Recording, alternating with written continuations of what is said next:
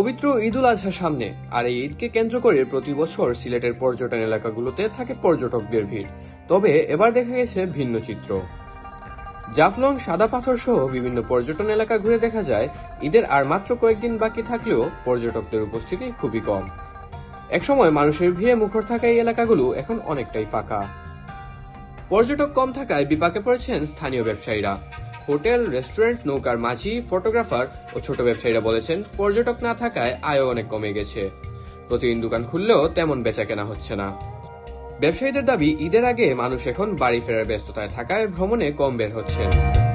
এছাড়া অর্থনৈতিক চাপ ও গরম আবহাওয়ার কারণে পর্যটক কম এসেছে বলে মনে করছেন তারা। তবে সবাই আশা করছেন ঈদের পর পরিস্থিতি বদলাবে, তখন আবারও পর্যটকদের পদচারণায় মুখর হয়ে উঠবে সিলেটের পর্যটন কেন্দ্রগুলো।